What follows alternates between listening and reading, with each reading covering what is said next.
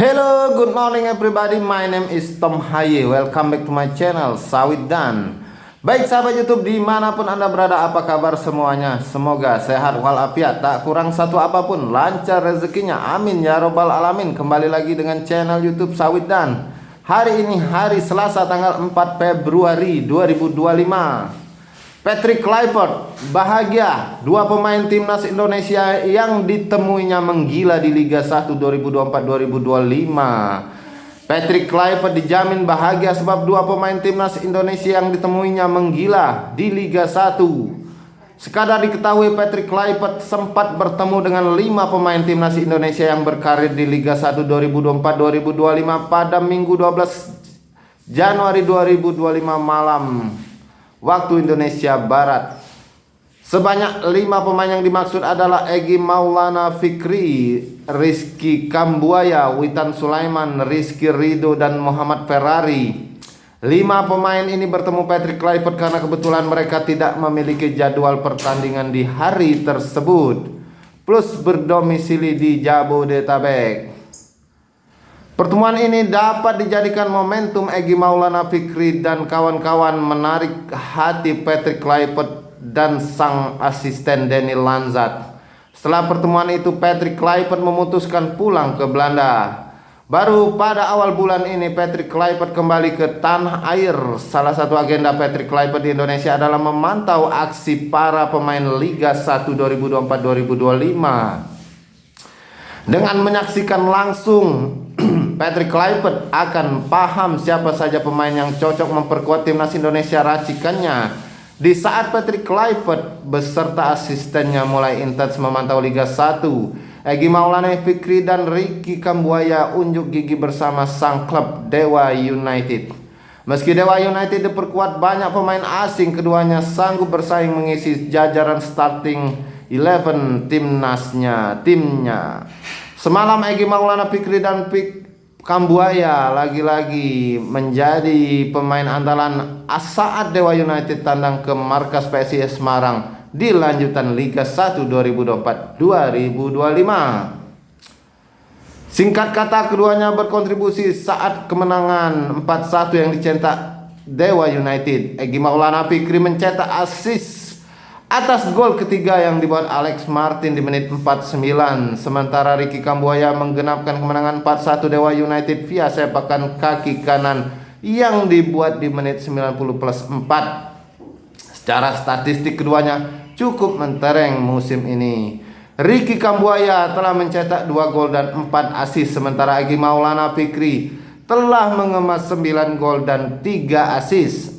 Apakah ini pertanda Patrick Kluivert akan memanggil Egy Maulana Fikri dan Rizky Kambuaya untuk laga timnas versus Australia dan Bahrain pada 20 dan 25 Maret mendatang? Menarik untuk dinantikan.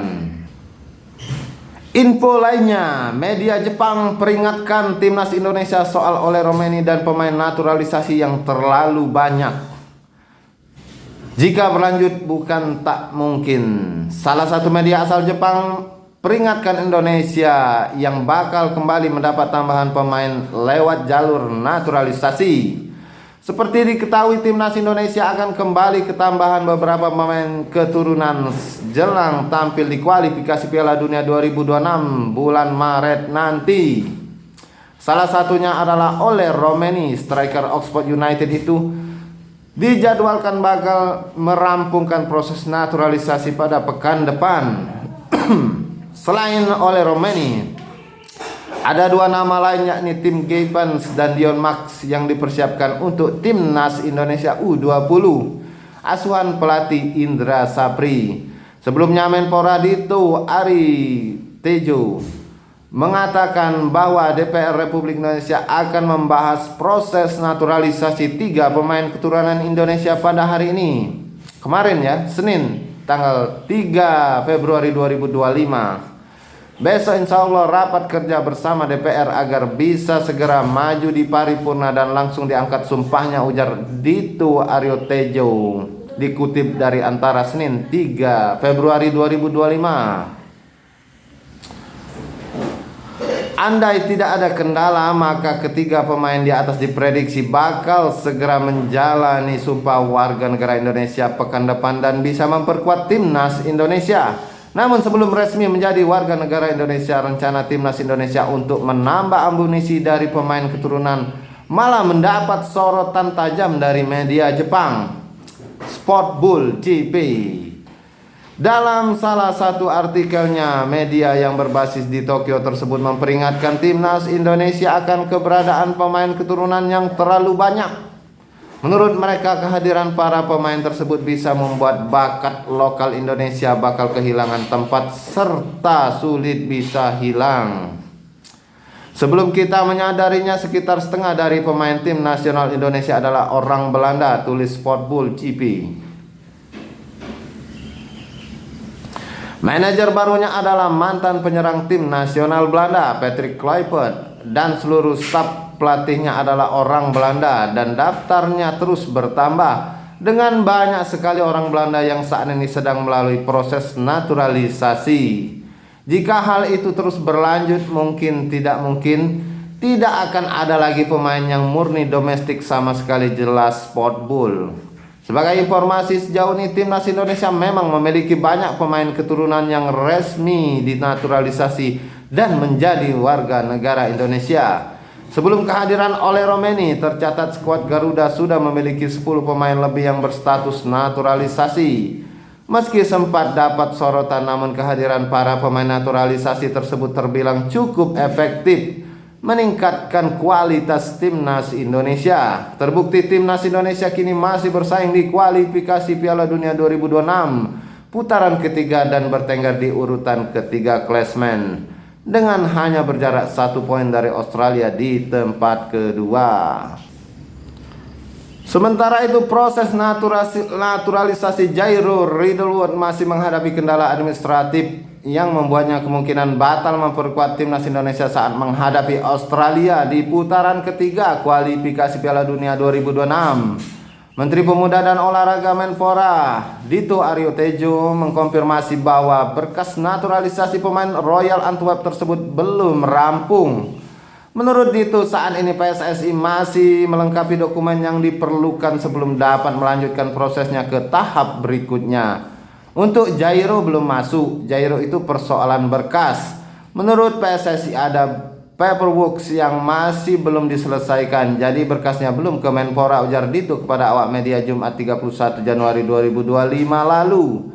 Dengan terhambatnya proses naturalisasi Jairo Riddlewood ini, pemain 28 tahun itu kemungkinan gagal memperkuat timnas Indonesia saat melawan Australia di putaran ketiga kualifikasi Piala Dunia 2026. Sebab jadwal pertandingan timnas Indonesia versus Australia akan berlangsung pada 20 Maret 2025, sementara regulasi FIFA untuk pendaftaran pemain paling lambat 30 hari sebelum pertandingan. Naturalisasi pemain bukanlah proses yang instan, karena harus melewati beberapa tahap penting seperti harus mendapat persetujuan dari Komisi 3 dan Komisi 10 DPR Republik Indonesia. Kemudian pemain perlu mendapat persetujuan dalam rapat paripurna DPR Republik Indonesia, lalu harus mendapatkan persetujuan Kementerian Sekretariat Negara dan keputusan Presiden. Selanjutnya pemain harus mengambil sumpah warga negara Indonesia. Ini adalah tahap terakhir sebelum pemain resmi bisa membela timnas Indonesia. Dengan berbagai tahap tersebut, belum bisa dipastikan kapan proses naturalisasi Jairo Riddlewood akan selesai. Sementara itu, timnas Indonesia tetap harus mempersiapkan diri menghadapi Australia tanpa kehadiran pemain yang memiliki pengalaman bermain di Premier League bersama Crystal Palace ini. Baik sahabat YouTube dimanapun Anda berada, demikian dulu info dari Sawit dan mengenai timnas kita, timnas Garuda. Semoga jaya Garuda Indonesia. Saya akhiri, wabillahi taufiq wal hidayah. Wassalamualaikum warahmatullahi wabarakatuh.